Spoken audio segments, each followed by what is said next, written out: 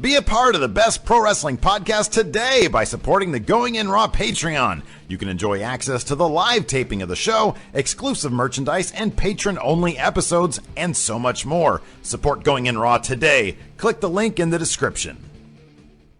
This is the glorious one, Bobby Roode, and you're watching Going In Raw. Hey, friendo, Steve here. And Larson. And welcome to Going In Raw, the only pro wrestling podcast you can be listening to right here at youtube.com/Steven Larson, available wherever fine podcasts are. Be sure to hit that subscribe button, a little notify bell next to it, so you're always getting your new Going In Raw content. New. YouTube's been unsubscribing a lot of people lately. Larson, that's the least of their problems. And we're also available on the Patreon at patreon.com/Steven Larson. We've got a ton of great friendos watching this podcast as a live stream right now. We got a pre-show, a post-show tomorrow. We're going to be doing our chat trivia thing that we do. That's a lot of fun with our patrons.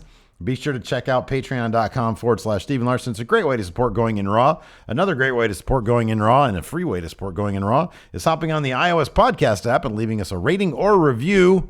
Takes very little time depending on how, verbose you want to get with your review, I guess. Yeah, if you just want to say, like, it's good. Yeah. It takes like 3 seconds. Muy bueno, something like that. Yeah. 3 set, boom, done. Yeah. And get on with your day. Mm-hmm. And we're very happy about that. Very. We're also at prowrestlingtees.com/Going In Raw. We got all sorts of great. Look at this is one of our best sellers.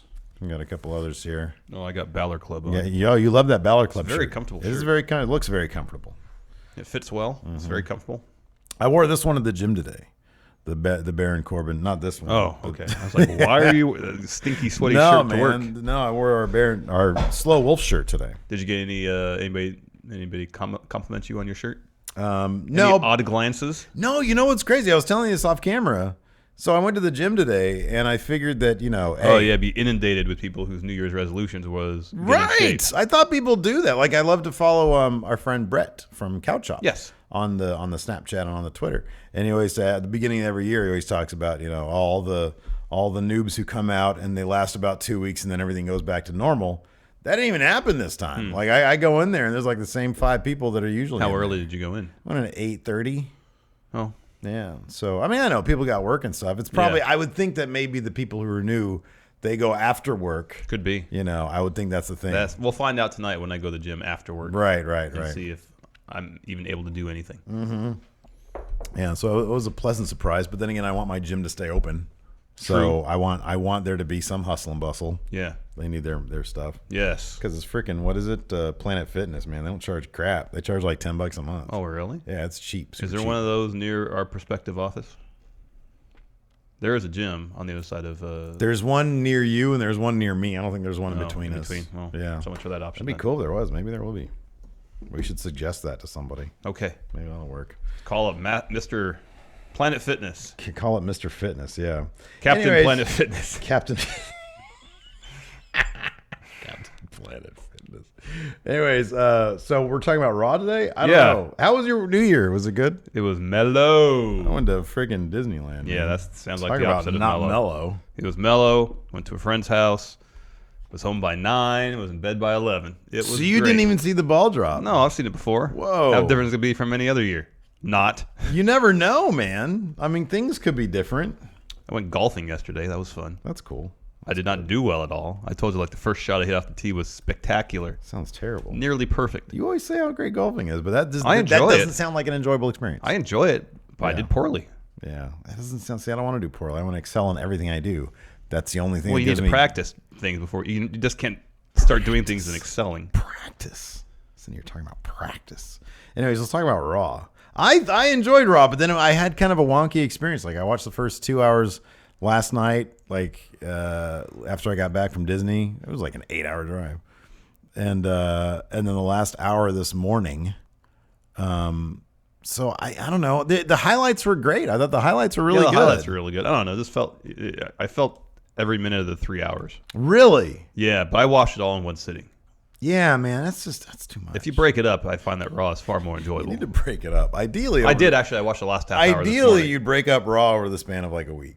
Yeah, like, or at least you watch it in 3 1-hour chunks. Yeah, just watch it on their YouTube page. It's in good 3-minute chunks. You don't really need more than that. No, but we're this is our jobs. That's what we have do. to pay attention to all of it.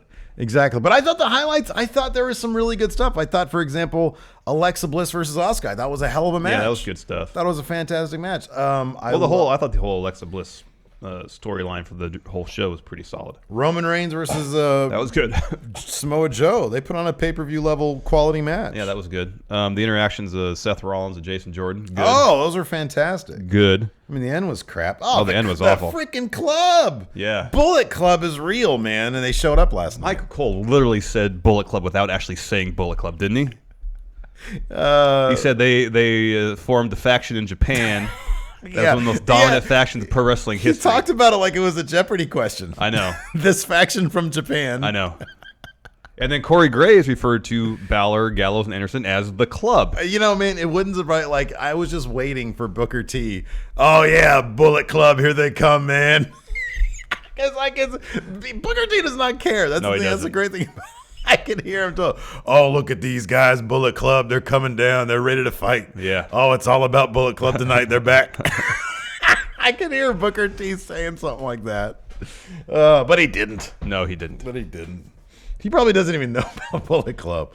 Who's that, Bullet Club? What? Anyways, the episode kicked off with Alexa Bliss backstage. I love Alexa Bliss lately. Yeah. I think she's been really good. She has done more to sell Asuka's dominance than pretty much anybody else. I'm telling you, they totally did the thing that you said they were going to do last week. Yeah. With her and Nia Jax. Yeah. She said choose between him and me. Ultimatum issued. Nia Jax said, I don't know, I got chicken soup and it's getting cold. Yeah. Can't deal with you right now. Yep. Anyways, Alexa Bliss was backstage. She goes to Kurt Angle and says, I don't want to face Asuka tonight. Right. Last week she kicked me in the head. I don't want to deal with that. Here's my only thing, and it kind of applies to the match. It wasn't until the second half of the match that Asuka started actually connecting.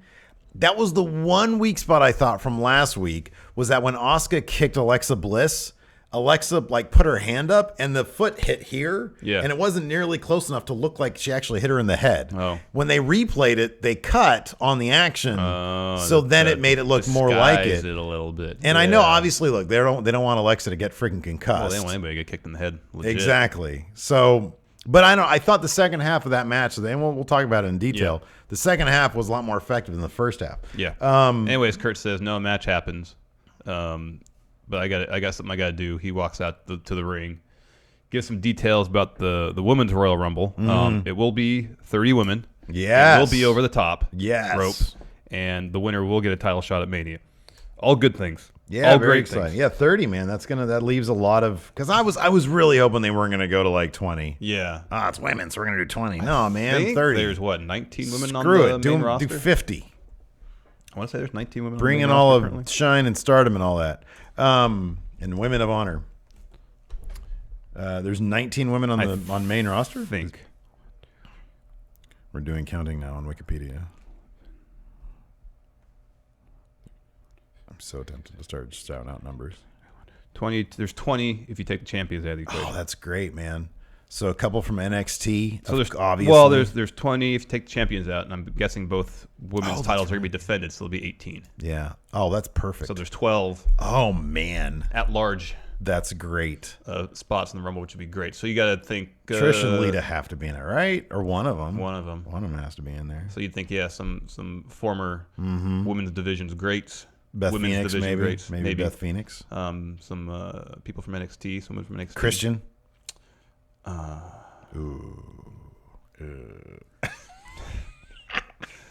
Maybe some surprise entrance that we wouldn't have even thought of. Yeah, you never know, man. All sorts of great Nonetheless, names out there. Asuka's going to win. And I'm telling you, the reason they're doing this Alexa Bliss, Nia Jax thing is so Nia gets a title match at the Rumble to keep her out of the Rumble. Wait, say one more time. What now? Nia's going to get a title match at the Rumble, and so she won't be in the Rumble. Okay. Yeah, it could be. That could be. That's why they're pushing forward with this Alexa Nia storyline right now. Yeah, I really want Asuka to win the Rumble, though. It'd be a bummer if she I think she will. I just think they're telegraphing the crap out of it. I mean, they're literally just talking about it. Oh, she's going to win the Rumble. She's going to win the Rumble. Yeah. I hope she does. Yeah, she should. She definitely should. But then it could be a swerve. Somebody else is going to win it. I don't know. Liv Morgan's going to win it. I don't really think that's going to happen. Anyways, I don't know why I brought I think there's zero chance of that happening. I brought the questions thread up. That was weird. Anyways, especially if you take Nia Jax out of the equation, if it's not Asuka, then it should be Becky Lynch. Kurt Angle was getting freaking lippy with Alexa Bliss too. He was like, it's not title match yet. Yes. And then he was like, move along. Yeah. Move along. I had something I have to do because they were in like gorilla position. Right, exactly. Then we got the cool Nickelback song, and then what happened? Well, I said he came out to the ring and delivered details about the Women's Rumble in the ring, and then the Yeah. bar came in. Oh, yeah, that's right. They were hot because they lost Yeah. their tag team titles. The bar wanted their tag team rematch. They said Jason Jordan didn't deserve to be in the match. Jason Jordan comes out and says, if I didn't deserve to be in this match, what, I got this belt on. Which is a good point. People still have the Pavlovian thing about booing him. I love Jason Jordan. He's been doing really good work the last 4 weeks. He's been doing really, really good 3 work. or 4 weeks. I think I texted you this, man. He can. I'm on board. I kind of always have been a little bit. He could be a big star. Yeah. Like I said that a while ago, but then when they started doing the Kurt Angle stuff and he was getting whiny, I was like, man, I'm not sure how that's working. But I'm on board now. I'll tell you then. Tranquilo. Don't see how it plays out. Give me Tranquilo. And it's played out well. Yeah. He's doing good work. Yes. Cesaro especially was really getting on Kurt about playing favorites. Why are you listening to us as we record show? Didn't do that. Playing favorites, giving his son opportunities. Mm-hmm. So he made a match, Jason Jordan versus Cesaro. Yeah. Seth Rollins comes out and says, hold on, partner. Tranquilo. Yes, teammate. What you do affects me. Seth was being kind of a dick to Jason He was Jordan. he concluded his promo saying, as far as I'm concerned, I'm only out here. He said, I'll be in your corner. Yeah. But as far as I'm concerned, I'm only out here to watch you lose. Whoa, man. That was Because I don't have to rough. like my partner, but we have to have our mutual interests in mind. Yeah. So what you do, Jason Jordan, affects Seth Rollins. Yeah. Like that's a jerk. I feel like everybody's being kind of a jerk to Jason Jordan, but then Jason Jordan's kind of a jerk in the first place, Yeah. which is so appealing. Yeah. That bit with him and Seth and Roman in was the locker great. room was fantastic. Especially Seth's reaction after Jason Jordan walked off frame. It was awesome. It was kind of like your reaction when I say something that's like you don't know how to respond to it. Yeah. You're like, it was fantastic. So anyways, let me get my actual notes up Yeah, here. so right after that, we got Jason Jordan versus Cesaro. They gave this match a ton of time. Oh, and again, it was a great match. This is a fantastic match. Jason Jordan ended up going over. Yeah. The crowd pops for his matches because they're so good. Yeah. But they don't. But they hate him. Yeah, That's a weird conundrum. it is. I'm trying to think of somebody else. I mean, people pop for Seth Rollins back when he was a jerk. Yeah. They pop for his matches. Yeah. And then they realize, oh yeah, that's why we're supposed to hate Jason this Jordan guy. needs a better finisher. Yeah. What is this finisher again? It's like a pop-up neck breaker. I know you like neck breakers. Oh man, it's a neck breaker and it's a pop up. How come he's not doing the angle slam? That should be his finisher. Because he doesn't want to be like his dad, man. He wants to be not his dad. I love when he came out and he says, Kurt Angle doesn't know the first thing about playing favorites. I was like, when he first started, I was like, uh-oh, what is he going to say he doesn't know the first thing of? It's never a good thing to say, oh, Larson doesn't know the first thing about, regardless of what it is. Yeah. And he says that, and it's funny. I know it's about playing favorites. And Kurt, the great thing is Kurt Angle selling Jason Jordan. Yeah. Because it's always this. Well, it's either that, it's either proud father or embarrassed father. It's so fewer these days, proud father. Well, it was proud father after he won the match last week. Yeah, Came out it and was, gave him a hug, yeah. which the bar mentioned. But yeah, it's one of two. There's no middle ground. Usually when he wants to assert himself and like if he wants to spout his mouth off, even in a confident manner, like, hey, look, I'm great. Kurt's like, oh God, just shut up. Yeah. Just shut up. Yeah. It's funny. I don't know. I like it. I think it's good. I kind of wonder what it would have been like I guess we heard rumors that it was going to be Chad Gable at some point. I don't know if they ever actually seriously considered that. Oh, I don't know. Because that was like supposed to be the obvious thing, right? And they went Jason Jordan, which was awesome. But I wonder how things would have been different with Chad Gable. Yeah, I don't know. Because he's much more of I don't know. He has a grasp on wrestling characters, I think, better than Jason Jordan did in the first place. And I wonder if it would have been advanced I don't further know, along. 'cause I feel like right now Jason Jordan, in terms of his character work, is doing just as well, if not better, than Chad Gable is right now. Yeah, but Chad Gable's been given crap. I know. Crap. He doesn't even they don't even know what they want to do with Shelton Benjamin and Chad I Gable know. in terms of who they are. But anyways, this match, Cesaro's working over Jason Jordan's leg that It he was a real fun match too. had injured a while back. Yeah. And kind of out of nowhere, Jason Jordan hits his finisher to win. Seth interjects himself in the match to help out Jason Jordan at one point to keep I almost said Sheamus and Cesaro is one word. Yeah. Sheamus from getting involved. Yeah. Fun match, a lot of time. Yeah. At the end, too, so Jason Jordan goes over, and they're on the outside. And Seth, so what was Seth exactly trying to do? He had his arm. I think he was just raising Jason Jordan's arm. He was trying to raise his arm, right? Yeah. And he was just doing this, and Jason Jordan didn't see him. Oh, I missed that.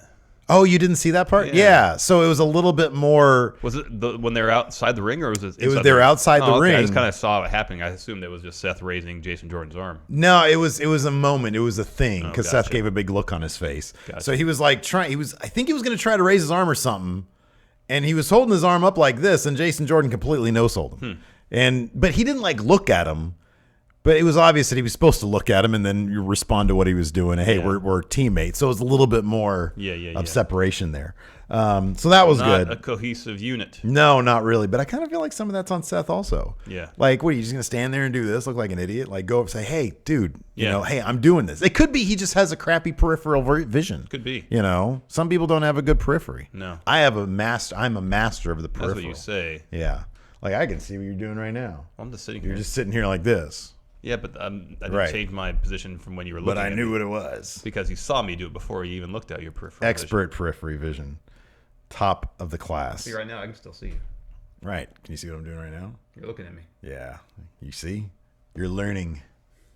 Next up, we had a Roman Reigns interview. He had a little fire under him, huh? Yeah. This is decent. He doesn't like Samoa Joe. No, he was listing off. He was doing a top 10 list of Airing of grievances. Late Festivus for Roman Reigns. his power ranking things that irk him about Samoa Joe. Yes. Late Festivus. Oh man! Next up, we had a really bad Sasha Banks promo. You know what, man? It's not fair to them. I'm not gonna say it was a bad. No. The setup for these in general is bad. They're so bad. Like you can't. It's like The crappy thing I'm sure is that they tell them, okay, come to our Women's Royal Rumble announcement set at this time. Yeah. They walk up there 5 minutes prior. They're handed a script. They have to memorize it and then say their lines. It's so bad. And it's so bad. And then she's like runs through her words. Like I'm pretty sure she said at some point Women's Royal Rumble match, but all I heard was Wem Rumble. And it's terrible. Like they don't it's so bad. I hate when they do these things. There's a reason that they stopped doing them during the Attitude Era after things were so cheesy. Yeah. And there's a reason you shouldn't go back to doing them. Yeah. No, what they should do on Main press conferences. Yes. Like say beginning the show, all right, Sasha Banks has an announcement at this part of the show, press conference. Yes, like exactly. they do in NXT. Yeah. No script. Yeah. Just say you have 15 seconds. What you have to say in those 15 seconds is, I'm going to be in the Rumble. How you get there is up to you. You know, dude, here's the thing. What do wrestlers do a lot of when they're not on TV, not on the road, or not wrestling? They're on the road a lot. They talk about wrestling. They're on the road a lot. Yeah. Right? They're in their Talking car. about wrestling. Yeah. It's the understanding I get. Right. So you're on the road. You know that you have, oh, hey, you know, we're heading to Raw right now. And I've been emailed the program for my bits. And my bit is 30 seconds in front of the set to talk about the Rumble. That's my bit. Mm-hmm. Okay?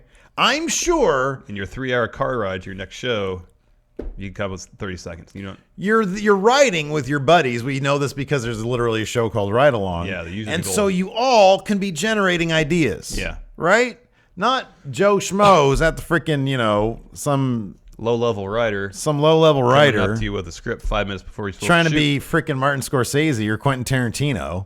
You know, no, man. Let these people do their thing. Yeah. You have what? How many women were on the roster? On the Raw roster? Like 12, I think. 12, okay. You have 12 people. 12 of the most elite people. When you're going out and getting people, you're not just getting wrestlers. You're getting people who know how to form their personalities. You're getting performers. You're getting performers. Let them perform. Let them do their stuff. Exactly. I don't know. And if they want help, say we've got people to help you. Exactly. You want a starting point? We can do that for you. You need want help? bullet points? Do you need beats you need to hit? Right. We can do that for you. Not just, hey, low-level schmo, come up with some crap for her to say, and then shove it in her face 15 seconds before she goes live.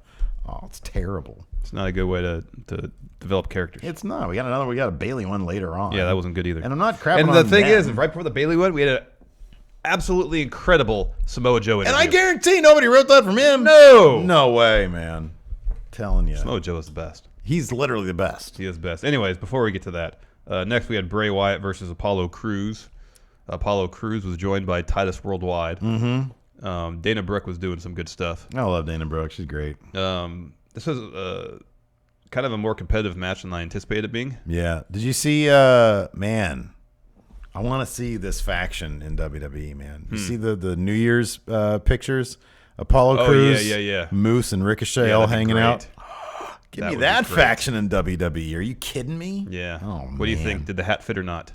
No, man. I'm with Moose on that one. Yeah. Hat didn't fit. Give people a background of this. Well, they were at a New Year's party, the three of them. Right. And there's a picture of Apollo Crews put on Twitter. With, I think this is a different New Year's party. Everybody else was at a different one. Like John Morrison. Like all the other wrestlers. Rusev. Yeah, they were all in the same party. Like the entire, besides Sienna wasn't there, but like everybody from Impact was there, and like a bunch. Oh, it must be the Nashville one then, because that's where Rusev lives. Okay, yeah, it's probably that one then. Yeah, a bunch of people were there. I don't know whose party Apollo Crews and Moose and Ricochet were at. Yeah, but they're at a party, and then there was like a hat. Yeah, Apollo Crews posted a picture on Twitter of him with a Happy New Year's party hat. Right. Saying it fit. Yeah. And both Moose and Ricochet were saying no, that did not fit. Yeah, Moose was saying this picture is from the front. You need a side view to see it actually fit on your head. It just didn't fit. Yeah. Anyways, I gotta get back to watching Impact, man, just for Moose. I'll just watch the Moose. Moose segments. is great. He's the best. Anyways, Bray Wyatt. Did you see on his wish list for 2018? Yeah, PWG. Walter. He wants to fight Walter in man. PWG. We're going to that one. Okay. I don't care what it is. We're going to it. All right. Anyways. Wyatt picked the win with Sister Abigail. Not a huge surprise, but it was a fairly competitive match. Yeah. Good showing for Apollo Crews. Yeah, it was really good. I mean, the end was kind of like a bit wonky. Like Bray Wyatt just hit the Sister Abigail. Well, Apollo Crews was setting Bray up for his powerbomb. I gotta sneeze. Uh-oh. And Bray reversed it to Sister Abigail. I tried to. Oh God! Excuse me. You're fired. Afterwards, Matt Hardy promo. Still the same wrinkled Pete the Cloth in the background, although they're shooting light through it, so you don't see the wrinkles quite as bad. Kind of the same manner he has been doing, but they did this neat effect when he did his laugh. Well, he said Hardys are everywhere, and then there was suddenly hundreds of Hardys. They did like a 10x10 split screen. Right, exactly. Bray's reaction to it was good too. Like sometimes I feel like Bray confusion, and it seemed legitimate. Yeah, sometimes I feel like Bray doesn't really know how to respond to this stuff because it's so. Like, you think this is kind of a dream feud matchup thing, but until they start doing the pre-film stuff, it's going to be really... If this is the extent the balance is really off. Of the creative on this, then they're really dropping the ball. Yeah, I know. They have such a great opportunity to do something interesting and fun, but just to distill the broken / woken Matt Hardy character to him just laughing endlessly I know. Is silly. Yeah. There's so much more to be done with it, and they're not doing it. I know. Because, Bray looked kind of, I think, kayfabe confused, but also shoot confused about how he got to this position in his career. Yeah. Next, Alexa Bliss and Nia Jax backstage. Nia is walking towards Alexa carrying a Tupperware full of what turns out to be chicken noodle soup. Yeah. Alexa says to her, Nia, I want you in my corner for my match tonight against Asuka. Yeah. And Nia says, well, Enzo's really sick. He's got the flu. Yeah. Which was true. He had the flu. He had to go to the hospital, get some IV. Oh, man. Fluid. And so Nia says, I got to take the soup. And Alexa gives Nia an ultimatum. It's either Enzo or Alexa. Yeah, that came to a head really quick. Yeah. There's very little build to that. Not a lot of build to that ultimatum. And Nia says, well, the soup's getting cold. See you later. Hey, you know what, though? Props to Alexa for really selling the moment. Because between that... Like, if I known that the match was going to be, that she was going to be selling that match the way she sold it, then it makes a little bit more sense for her to give that ultimatum. Because she was crapping her pants during the match. I thought at a couple points that she was going to roll out and take a count out loss. Yeah, I know. Me too. She just did not want to deal with it. And the crowd was really eating into her, like saying boo. Every time she'd get out of the ring, they'd just get sick of it. And then she would like freak out. Like she would like look like she was freaked out by the crowd too. She was just overwhelmed. Yeah. But yeah, I don't know. I mean, look, as long as they keep on booking Nia Jax to be like sort of a monster in the ring, I'm cool with her being like, freaking all hung up on Enzo. I just don't know if I want to see like Enzo kiss anybody on camera. Oh, I agree with that. That's kind of gross. I don't want to see his tongue. And somebody else. Anyways, moving on. No, Alexa took the loss. Oscar won with an armbar. Yeah, you said Oscar. Here's one crazy thing between Alexa Bliss and Oscar. I ran Asuka into armbar. Oscar, Mia Rumble. This is one thing that bugged me is that so there was a commercial break during this match, right? Yeah. And before we go to commercial break, Asuka's dominating. We come back and Alexa's like on the verge of winning. And they made it seem like it was one move that completely what the hell turned was the that? tide. I mean, granted, they gave us a replay, say this happened during commercial. But it seemed like just one thing. I know. That was dumb. Yeah. I don't like that. No. If you're going to go to commercial, Do it. then just during mill about, do what you're a doing. non-important story beat in the match. Agreed. Exactly. Not the pivotal turning point of the match. But anyway, it didn't matter because Asuka won. Hey, I can't say enough good things about this match, though. I thought it was a really good match. I told gave you it this tons of time, too. earlier. Alexa Bliss did more for Asuka in this match than I think Creative has done for Asuka her entire time since her call-up. Alexa Bliss was fantastic. She's the champion, and she sets, the bar, if you will. Yeah. And she was selling Asuka the way everybody should be selling Asuka. It was great. It was fantastic. Yeah. Well, I told you before we started, I thought that is how Asuka's match against Emma should have played out. Where Emma was scared of Asuka. That was kind of the whole problem with Asuka's the build to her debut was that no one seemed scared of her. I know, exactly. And that needed to be part of the If equation. everybody was selling her arrival the way Alexa Bliss sold her match last night, like coming down the ramp with that, oh my God, this sucks. Yep.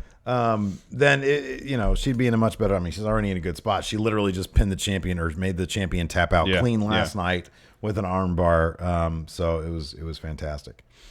Next up, we had, you already kind of mentioned this amazing Samoa Joe promo interview with Renee Young. At one point, he says, "Look what I did to the Shield. Look what I did to Dean Ambrose. Now he's at home on a couch. A stay-at-home husband living off his wife's paychecks." Of course, is Renee Young, and he says it like this to her. I know, to her face, right in her face. The second week in a row, he's done that. And she did the whole thing. Oh, it was great. It was fantastic. Yeah, I mean, it has. And by the end of it, like Samoa Joe was basically screaming. Oh God, the intensity. Oh man, he is the best. Put that guy in a Tarantino movie. Can he be like a freaking Klingon in the new Star Trek Tarantino movie? That'd be great. I'm telling you. Idris Elba was in that last one, but he was under like 5 layers of crap makeup, so you couldn't get any semblance of him as a villain. What the heck is that crap? He's such an awesome actor. Oh, man. Incredibly charismatic. Dude, give me that guy. Don't put a ton of makeup on him. Oh, yeah. Give me him as the next Khan. Yeah. You kidding me? Or something oh, like man. Right? Oh. I mean, Idris Elba for everything, dude. Yeah, he's awesome. Anyways. So great Samoa Joe interview. We followed up with another lousy promo. Yeah. I'm going to hug my way through the Royal Rumble. This crap. Come on. Terrible. Yeah, the format doesn't work. Press conferences. Press conferences. That's where they just have like a podium set up. Yeah. And say throughout the show we're going to learn who's going to be in the Women's Royal Rumble. Yeah. Just have entrants come up, give them 15, 30 seconds. Let me ask you something. Press conference style. Take a question or two. I think that'd be great. Do you think, they were doing the Titus Worldwide press conferences, but with Mike, it was just Mike Rome? Yeah. Was that do you think, is that a shot at New Japan? Oh no, I didn't look at it. You didn't see? I didn't look at it that way either. But now that we're bringing it up, I'm like, I wonder if WWE Vince thinks that that's cheesy for New Japan to do that, and so he's like, it'd be funny. If I just always thought they were kind of, Titus Worldwide is kind of. It's like it was based on like sports. Yeah. Like, agents and stuff like right, that. Yeah. That's just how I took taking that. the piss out of that. Where agent's client will sign a huge contract. For right. Press conference with the agent. I always find it's goofy when they have a press conference for like a high schooler. Oh, when they're announcing where they're going to play college football or something like that. Right, exactly. It seems a bit much. It is a bit much, yeah. There's a lot of a lot of them do some real theatrical stuff too. Mm-hmm. So cheesy. Next, Braun Strowman taking on Rhino. Crowd wanted something out of Rhino, man. They love Rhino. Yeah. ECW. Rhino, of course, was accompanied to the ring by Heath Slater. Mm-hmm. Not much of a match because Braun was working over Rhino pretty good. Slater got up on the apron. Braun got out of the ring, got on the mic, and said, all right, you got a choice. You can sit on the mat or stand on the mat and shut your mouth. Or throw hands with your partner. Or come in the ring and take these hands or something like that. Yeah, he's going to lump him up, take beat him these down. Hands. Oh, man. Remind me of that next time we're at the bar and somebody comes up to me. Oh, yeah. Take these hands. So Slater gets in the ring. It's kind of a handicap match. Strowman dispatches of Slater, pins Rhino after power slam. Then he power slams Slater. Another power slam for Rhino. The crowd is eating it up. Oh, yeah. Big Just time. egging him on. And Strowman, dude, I'm telling you, his time being, and he mentioned this in that podcast ages ago with Stone Cold, his time in the tough man competition stuff so prepared him for knowing how to work a crowd. And on top of that, just the time he's been in the WWE now. Yeah. He's obviously learning so quickly. Oh, yeah. How to adapt and improv with the crowd. Yeah. God, he's so good. He I'm is telling so good. you, man. He is good. So, and there was this one point where I think he gave 2 power slams to each of them, and his music started playing. And he just kind of looked around the crowd, kind of looked towards up the ramp, and gave each of them another power slam. Yeah. Oh, it was great. So I don't know if that was just him making that call or someone screwed up in the back. I don't know. I like to think, because I like Braun a lot, You like to think that he's just doing, that he realized, okay, this is a moment to really give the crowd something they want to see. If he's, I'm going to do it. If he's starting to take the initiative out there, hopefully it means that he's going to have the stroke to take initiative backstage as well. Give me title. Next up, we have this great bit. Roman Reigns was letting off some steam with Seth Rollins. Well, Seth went to him, I think, more or less said, make sure your emotion, don't let your emotions get the best of Yeah, you. Because if you get DQ'd, you lose that belt. Because one of the things Samoa Joe was talking about was how the Shield wanted to all be champions at the same time. And Samoa Joe said, I'm preventing that from happening. Yeah, I he took doesn't- out yeah. Ambrose. And so Seth, they made sure everything was cool, and Jason Jordan comes in. Yeah. Tries to deliver a bit Hey, of a listen. pep talk. If the bar is going to come out there and mess with you, no, we have your back. You can believe that. And then walks out. And then he walks off in the most obnoxious way possible. They're both like, That's what Seth Rollins did. yeah, it was good. It was really It good. was fun. This was kind of curious. Braun was walking backstage, all sweaty and in a huff, and then Kane comes up and says, Tranquilo. Says, I have a plan. I have a very good plan. He's like, I've been working with my campaign manager on a plan to, I have a sound strategy. to get Brock voted out of that Universal Championship. So he said to Braun, let's work together to beat Brock. Monsters don't plan together. They don't Because scheme. they're the alpha monsters. Well, the thing about alpha, there's only one of them, right? Yeah, there's only one of them. And so, of course, Braun says, no, I'm the alpha He monster. realizes the math is wonky. He says, Yeah. I'm only alpha monster. Yeah, and he says, I'm going to get that title off Brock myself. Yeah. Kick rocks, Kane. Exactly. Like, why is Kane supposed to be some reasonable guy who's thinking and scheming and Look, planning? He's a politician. Well, he's Sorry, he's an aspiring politician. an aspiring politician, and he's I mean, can you be considered a politician if you never win an election? That's why I said aspiring. I think you can. I think you can be a politician. Don't you have to win something to be a real politician, though? Well, no, then you're just an elected member of government. Then you're a government official. But you can be you can be a politician and never win anything because you're running. I don't You're know. politicking. I think you're an aspiring politician until you actually successfully win an election. Wow, I don't know, man. That's what I think. I think there are people out there who have lost. That If consider you themselves- if you raise money, How about this? No, let me say this. If you run for office 10 times, let me ask you this. Run if you for get your office- name on a ballot, you're a politician. I think you're an aspiring politician. I don't think you're a politician until you actually win. Because it takes signatures to get your name on the ballot. I understand that. Yeah. But you're not a real politician until you win.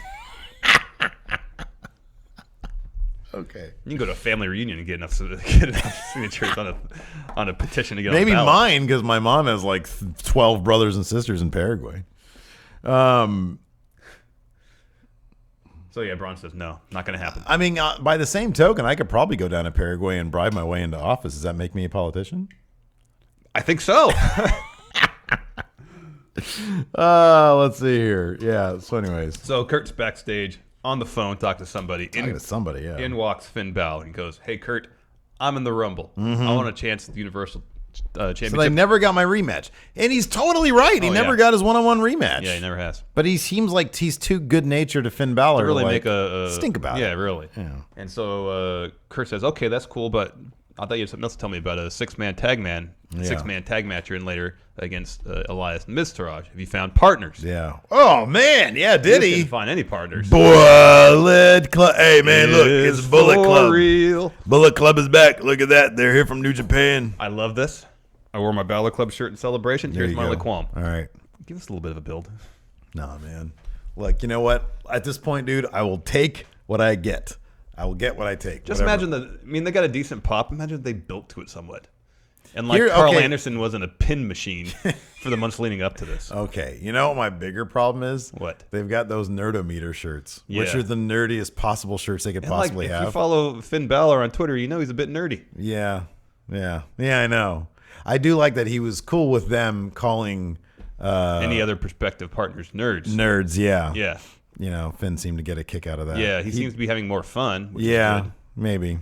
Maybe, yeah. I can't decipher if that smile is just what am I doing here, or if that smile is I'm genuinely happy.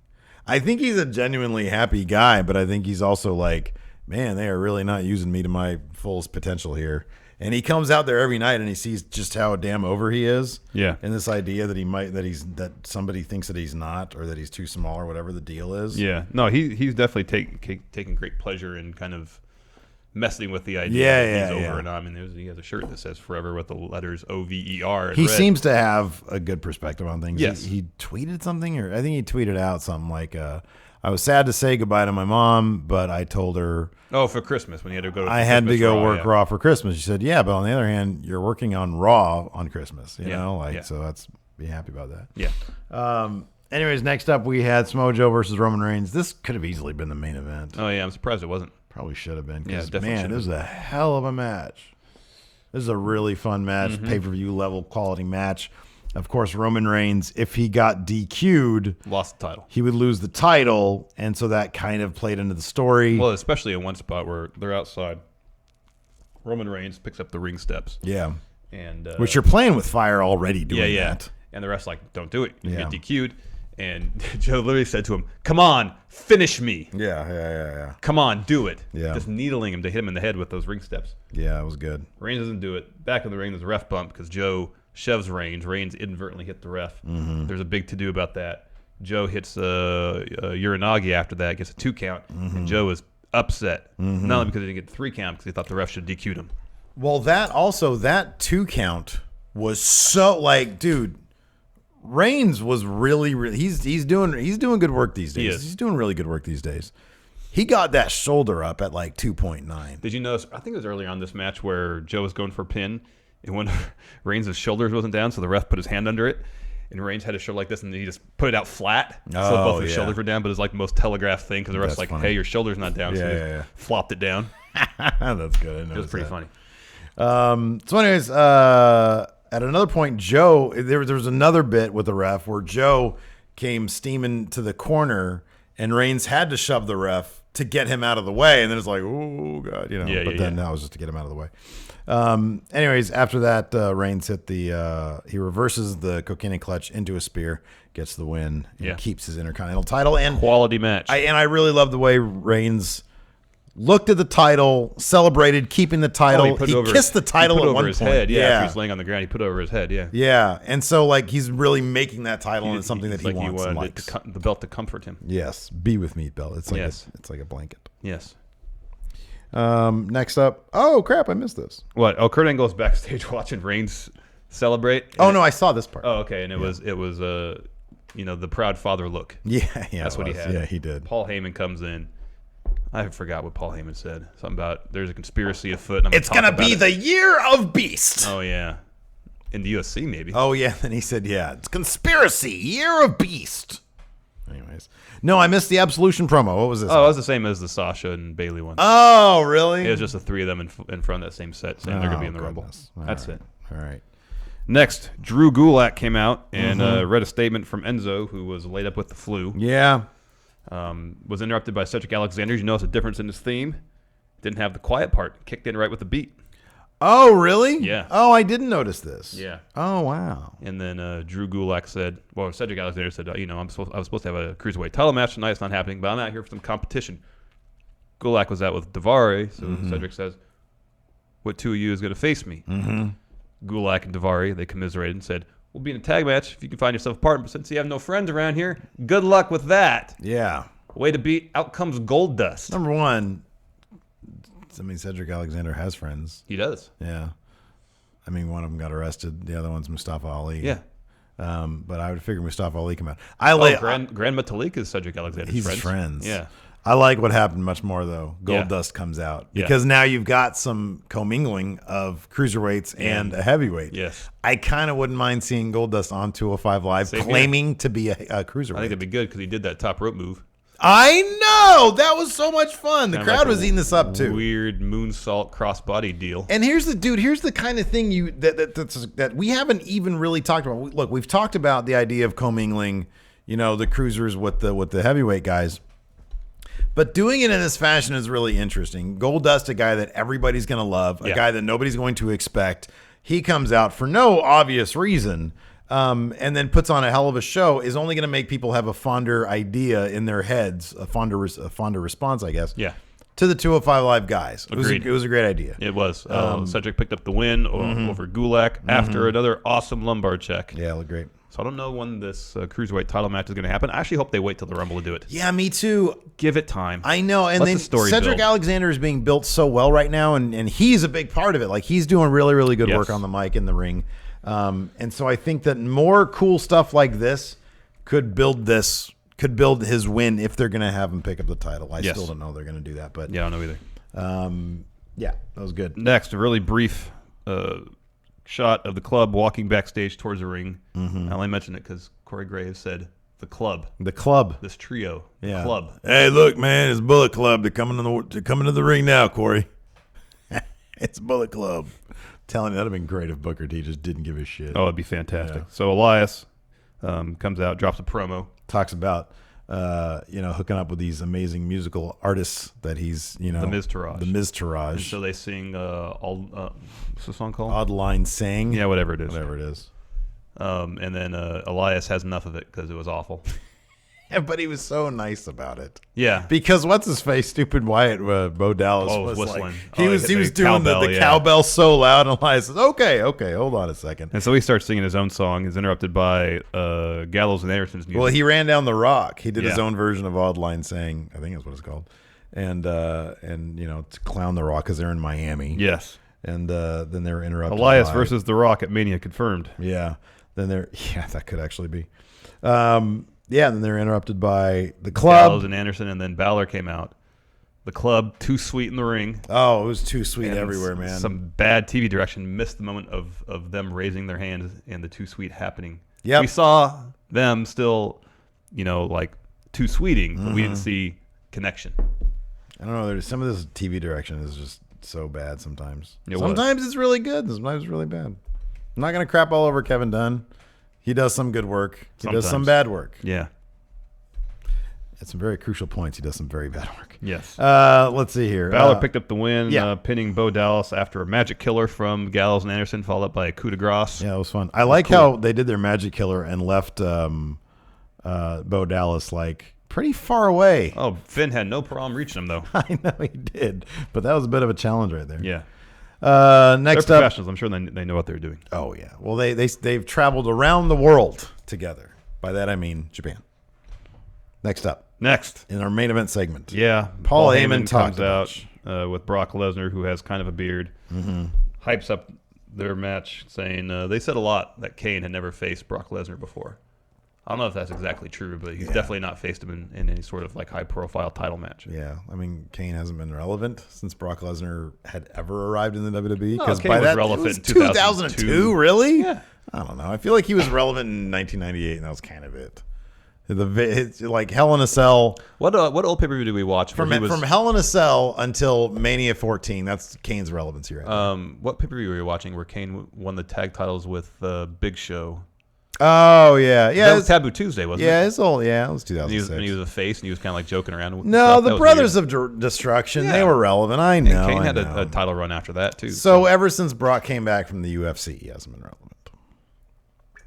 You can tell me corporate Kane wasn't relevant? That's- Team Hell No was very relevant. Oh, you're right. They were very relevant.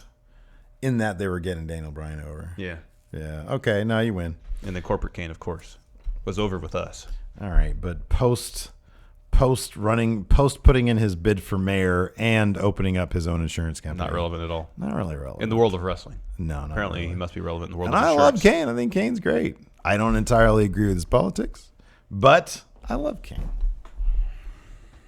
Hopefully he'll make a fine. I don't know. I would still love to see some poll numbers from Knox County. Well, the election's not till May, right? It's a ways off, yeah. Yeah. Well, yeah, we're getting there, though, huh? Still, they should have some numbers. Yeah. You would think. You'd think. This far in advance. I mean, you'd think that, he's doing this last run to build his war chest, his campaign war chest. Yeah, I guess so. And to do his own internal polling. Because I guarantee you nobody else in that mayoral campaign race is doing internal polling. No, you never know. No, it's a mayor race. Oh, I know. Let me ask you something. Number one. A real aspiring politician would do their own polling. Yeah, I know. But, like if I were to run for mayor of Rancho. Would you do your own polling? Internal polling? Do they have deputy mayors? Would you be my deputy mayor? No, I'd run against you. Really? Yeah. Oh, I just concede. Then Really? Can I be your deputy mayor? Yeah, if you're willing to accept a lesser role, sure. I'm not willing to accept a lesser role, Steve.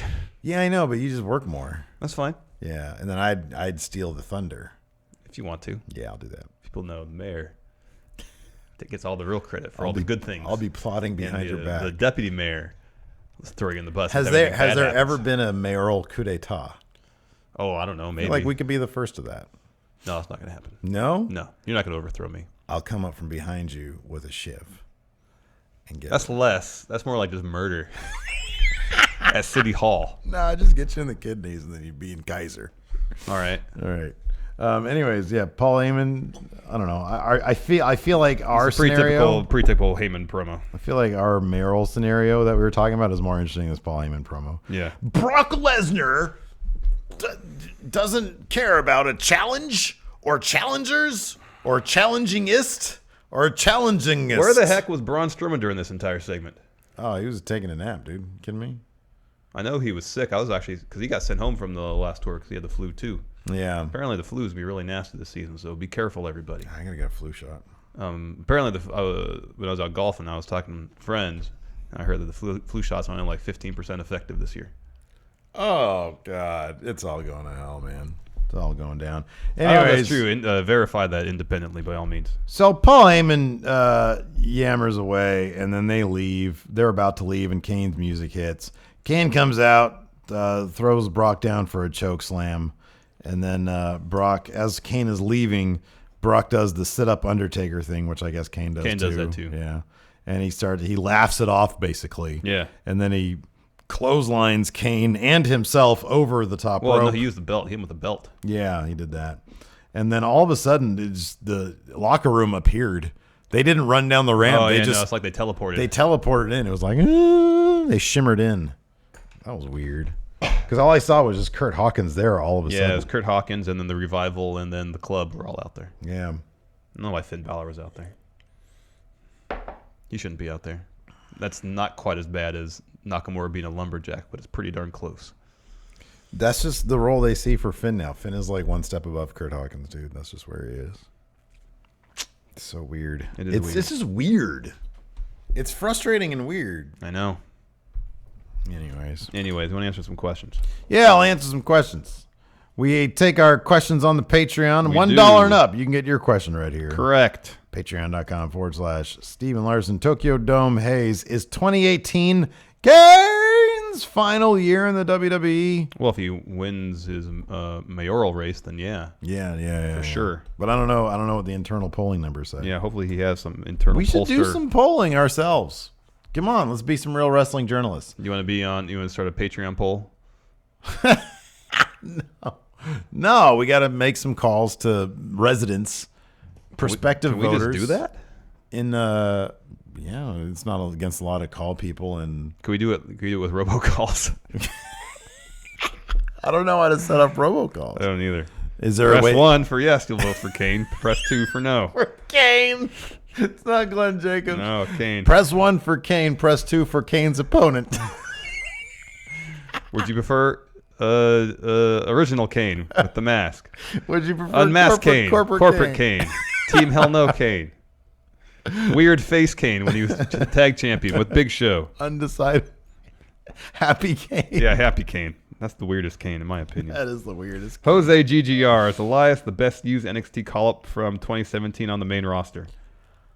I think so. Yeah, man. Absolutely. I'm honestly, he should have been like on something of what we did. He did have a really good year. He had a great year. From what we thought his ceiling was, Which was not much. Holy crap. He's huge now. I know. That's insane. AO Worm, will they keep the club going long term? I hope so. Here's my dream. I said this to you before we started. It's not going to happen. This is what I think would be awesome. I can't really find a rationale for half of why this would happen. Could happen. So Finn, he's in the Rumble. He said that last night. Yeah. He wins. Somehow he's denied his opportunity for the Universal title, or says, "I don't want that. I've already had it once. I want the title with the real prestige behind it, with the lineage. I want the WWE title." And on top of that, I've already beat the guy who holds it. Yeah. Yeah. So give me AJ Styles at Mania. Oh, man. And now with the club at his side, just think of the story possibilities there. Oh, so many story possibilities there. It'd be real, Steve. It'd be real. It's not going to happen. That's what I'd like to have happen. All right. Mr. Decent Corey Smith, how close was Michael Cole to calling Balor, Gallows, and Anderson the Bullet Club? I think Booker T was probably closer. If Booker T had, if he knew about New Japan, if he had ever gone to a Hot Topic, I just splash water in my face. He would have called them Bullet Club. Here they come, man, Bullet Club. Nicholas Grosskirth, with Ambrose out up to 9 months, what are the chances Balor Club takes the Shield's place as the face nostalgia stable act on Raw in 2018? Ambrose isn't going to be out in 9 months. That sounds like way too long. Like a completely torn tendon was a 6-month recovery. Yeah. And his was only about half torn. So, of course, that means a 3-month recovery, right? Yeah, exactly. It's only halfway torn. Exactly half. Yeah, I don't know. I mean, if your question is, our Balor Club... No, I think the Shield was in place specifically to do the Roman Reigns thing. Balor Club, I think, is in place because they have nothing for Finn to do. But hey, dude, if they could use Jason Jordan kind of in the same way they used Sheamus before, use a guy that people hate more than Roman Reigns to get Roman Reigns popular. Yeah. They could use that. Yeah. They could do that. They could. Drew Compton, everybody made a big deal about Finn being pulled from the Universal title picture, and then we get a Bullet Club reunion. Friendos, with the Jericho Omega match coming in a few days' time, could a WWE/New Japan crossover be in the works? Please speculate. Thanks, gents. I'm going to say no. No. No, that would be, we would probably know about that stuff. Yeah. Not us specifically, but like be, all over nobody'd be able to keep that secret. No. Although at least nobody in the WWE would be able to. No, although with Jericho going to Vince before the announcement, or before he showed up at King of Pro Wrestling and said, "Hey, I'm going to do this." Yeah. And both the Vince, from what we hear, Vince and Triple H's reaction, we're like, okay, that's fine. Yeah. That's interesting. That's great, man. Go ahead. Yeah, I don't know. I mean, look, I don't know, but I mean, crazier things have happened, I guess. You know. The Cat, Daryl Takahashi. If AJ Styles is shipped to Raw, or Balor, Gallows, and Anderson are shipped to SmackDown, then who is the leader of the club? If AJ is shipped to Raw, or the rest of the club shipped to SmackDown. If all the club is on the same show, who is the leader? It's got to be Finn. Who is leader? Finn was original leader. It's got to be Finn. I mean, yeah, but AJ was kind of more special leader, wasn't he? Yeah, I mean, he won in Japan. He was the IWGP Heavyweight Champion. Yeah. But that's only because Prince Devitt was a junior heavyweight. And he's WWE champion. Yeah, but at the same time, Prince Devitt is real. He is for real. Prince Devitt, then. It's Balor. It's Balor. Because he's real. He is real. This is interesting. Jason the Cabbie. Did anyone else notice the missing gem in the Universal title? It was the first thing I saw when Brock came out, and had a hard time focusing on the rest of the end segment as a result. So let's power rank. Kayfabe reasons the gem was missing. Number 1, Brock ate it. Brock took it out, sold it, bought more land. I was going to say he pawned it. Yeah, there you go. I didn't even notice. I wonder where... What's the problem with what's the deal with the belts lately? Like losing things off It's just falling apart. What the hell, I mean, man? AJ I kind of get because he's out on the road 5 days a week defending that title. Well, here's the thing. That belt that sits on Brock's mantle. Man, we've seen them. We've seen how they treat these things like they're freaking, like they're fine china. Yeah. There's literally a belt dude. There's a belt guy. Like when we got to interview AJ last year. Yeah. There was a belt guy. Yep. Who had a little like a velvet sack. Like a velvet sack, yeah, with belt in it. They put the belt in when they were done with it. That is correct. Here, I'm gonna look up pictures and see if I can see where the gem was missing from the belt. Can't tell from there. I mean, there's so many gems. I don't know which one's missing. See if there's another head-on shot, because it's probably obvious if it's head-on.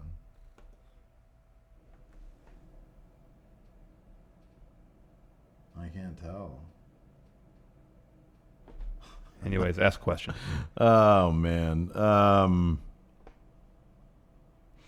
Tommy T, can you pick one wrestler from the past and any current performer who is your favorite to watch grow and mature in the ring and on the mic?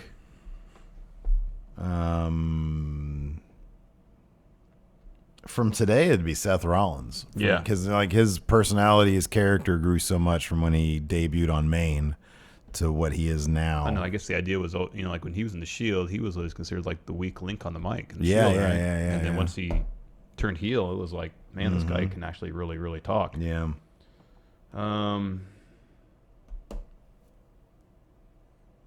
Of the past, I'd say The Rock. Oh, yeah. Yeah. That was something else. These days, Elias. Oh, yeah. Elias is fantastic. Nightcrawler. So in the WWE, pick one superstar and one sleeper pick that you guys think can have a longer title reign than CM Punk's and make it just as, if not more, entertaining. I'm going to say AJ Styles can have a longer title reign than CM Punk. I think there's a good chance he might in 2018. And in terms of wrestling anyways, he's just as entertaining as CM Punk ever was. What about a sleeper pick? Who's someone you can put the world title on for that long and have it be entertaining? Braun. Oh, that's really a sleeper pick, though. Oh, a sleeper pick? Yeah. His sleeper pick is The Miz. Yeah. But I don't know if I'd want to see The Miz as champion for 500 days.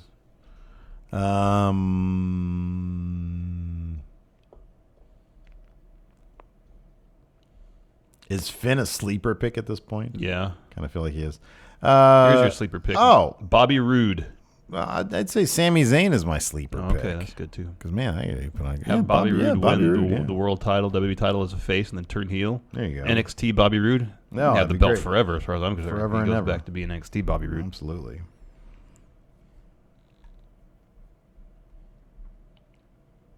Broken Steve, would it have made more sense for Alexa to have beaten Asuka on Raw?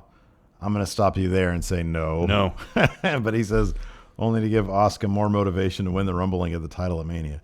No, because you can't end that streak like that. No, not on Raw. Not a chance. Ooh, we get to play per view today. We do. Oh, I'm very excited. Here, I had an idea. We're doing Wrestle Kingdoms. Old Wrestle Kingdoms. Okay. I have mine picked out, Wrestle Kingdom 5. Oh, wow. Okay. There's, I think, 13 matches. Oh, there's 2 dark matches, so 11. You have 11 matches? 11 matches. Oh, very good, because Wrestle Kingdom 7 does as well. Stop looking at the stuff. I can't even see that. I know, crap. I just hit our YouTube page. Here we go. Are you ready? I'll No, start. I'm not ready yet. Compose. To me. I'm sending myself the link, even though I could just Google it on my phone. Just go to...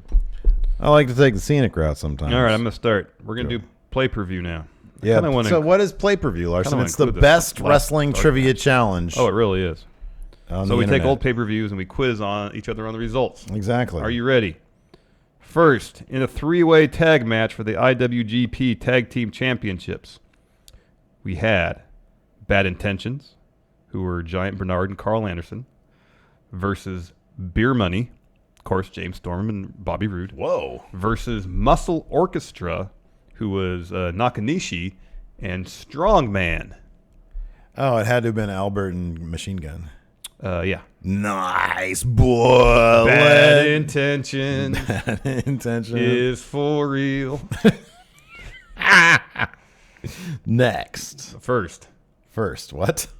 your first match. Oh, my first match. Okay. Yeah, we alternate. This is great. We had, so this is Wrestle Kingdom what? 7, you said. 7, okay. Chaos, which is the 6-man tag match. All right. Chaos. Jado, Ishii, and Yoshihashi, a.k.a. Loose Explosion, took on Captain New Japan, Tama Tonga, and Wataru Inoue. I mean, Bold Soldier in the match. I'm assuming he lost. Is that your Chaos. answer? Incorrect. Oh, wow. Oddly, I mean, you got to figure this is 5 years ago. Maybe Still. Captain New Japan No, I thought he was always a jobber. was living up to his moniker. Next, Hector Garza in Jushin Thunder Liger Okay. took on Mascara Dorado and La Sombra. Ooh, wow. El Idolo. I'm going to say Jushin Liger won. You should have stuck with your El El Idolo won. Tranquilo. Damn it. All right. Second match. Boy, I love pay-per-view. It's my new favorite. Yeah, thing. you love it. The team of another 6-man tag match. Wow. Lots of multi-man matches. Bushi, Kushida, and Taguchi took on Hiromu Takahashi, Thunder Liger. I'm assuming Hiromu Takahashi was a young lion at the time. Maybe, yeah. Because he just got back from excursion. Yeah. So Ticking Time Bomb, Yeah. Jushin Thunder Liger, and Tiger Mask. The other team. Correct. Next, Tenzan versus Iizuka in a deep sleep to lose match. Oh, wow. The match, this is according to Wikipedia, the match could only be won by choking the opponent unconscious. So Tenzan versus Iizuka. Isn't Iizuka that big dude? Yeah. And Suzuki-gun. Yeah, but he had to have been a young lion. I'm going to say Tenzin. Yeah. Oh, okay, nice. Third match, an 8-man tag team match. All right. Akibono, Nakanishi, MVP, and Strongman took on Chaos, which included Bob Sapp, Takashi Lizuka, Yano, and Yujiro Takahashi. Chaos. Yeah, Chaos won. No, I'm sorry. Oh. I'm sorry. Akibono, Wow. Nakanishi, I guess. Strongman, John Anderson. Yeah, I don't know who that. I don't know who Strongman is. Next, in a hardcore match, Yano versus Rob. Are you Van serious? Dam. That sounds amazing. RVD. Yeah. Okay. Next, I'm not doing too well.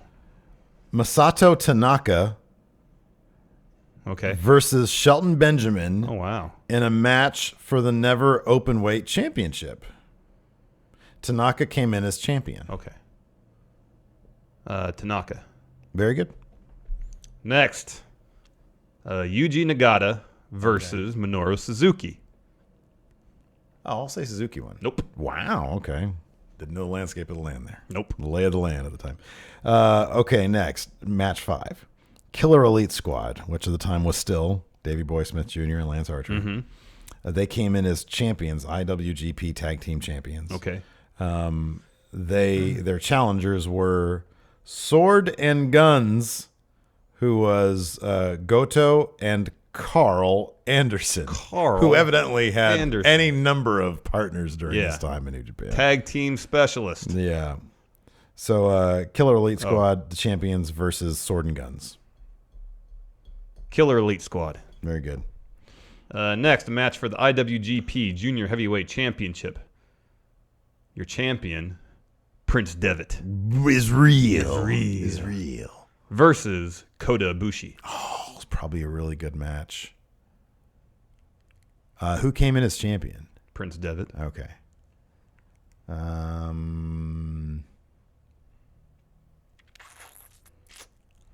I'll say Devitt retained. Yeah. Real. Next, Yuji Nagata took on Minoru Suzuki. Wait a second. Suzuki. No! Nagata won! Wow, he just had Suzuki's number. He did. All right, Takashi Sugura Okay. and Yoshihiro Takayama versus Goto and Okada. I'll say Goto and Okada. Nope. Wow. Takayama? Mm-hmm. Do I know who that is? I don't know who that is. Yeah, I don't know either. Who am I thinking of? Interesting. Oh, wait. Was this the match? Maybe not. Maybe it was. No, I don't think it was. Anyways, 3-way match for the IWGP Junior Heavyweight Championship. All right. Prince Devitt coming in as champion. Real. Took on Kota Ibushi and Low Key. Oh. I'll say Kota Ibushi. Prince Devitt. Real. Prince Devitt. Next, for the TNA World Championship, Yes. Tetsuya Naito versus your champion, Okay. Jeff Hardy. Jeff Hardy. Gimme. I knew Tetsuya Naito was never team. All right, next up we have a tag team match featuring Tenkozy, which right. is Tenzin and Kojima. Yeah. Took on Kaiji Muto and Shinjiro Otani. Okay. I'll say the second team won. No. Wow, I'm doing horribly. No, Tenkozy won. No. Next, Go Shiozaki Okay. versus the King of Strong Style. Oh, I'll say the King of Strong Style. Yeah. Nice. I've got 6. Match number 9 in a singles match. Yeah. Makabe versus Shibata. Oh, Makabe. Very good. Shibata was probably Yeah. Makabe versus Masato Tanaka. I'll keep the streak alive. Makabe. Yeah. All right. Match 10. The King of Strong Style, the artist Shinsuke Nakamura, came in as champion, IWGP Intercontinental Champion, took on Kazushi Sakuraba. I'll say Nakamura. Yeah. Main event. Okay. Your champion, leader of Bread Club, Kojima, Okay. versus Hiroshi Tanahashi. I'll say Tanahashi. Yeah. I think Okay. that's his first title win. All right. I've got 8. Man, I got 5. All right. Well, you've got one chance to get this within 2. Okay. Your main event. Main event. Singles match for the IWGP Heavyweight Championship. The challenger, Kazuchika Okada, versus the champion, Hiroshi Tanahashi. Okada. Tanahashi. Oh, interesting. Yeah. I beat you by 3, I think. I am apparently not real. You are not real. Anyways, I'll get some cards or something. Anyways, that's it for the show. That was a great idea doing Wrestle Kingdoms. Yeah. Awesome. There's some Hilton music for you. Thanks, Hilton. How was your New Year's, Hilton? That's awesome. He said it was good. Anyways, that's it for now. Thanks for watching. Until next time, we'll talk to you guys later. Bye.